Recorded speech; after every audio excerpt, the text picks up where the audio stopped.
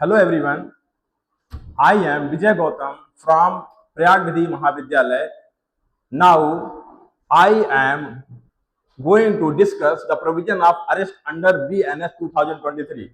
Before we consider the topic of the arrest, we should know about the Article 21 of the Constitution that clarified that no person shall be deprived from his life and liberty except procedure established by the law.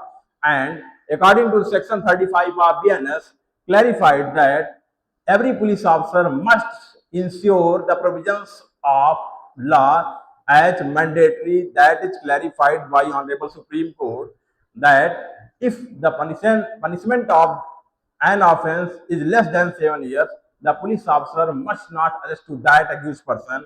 And after some time, Supreme Court also stand before considering the fact that in case of CBI versus Antil Kumar clarified there must be a two distinction between the ground of arrest and region of arrest. Thank you for watching this video. Please like, share and support.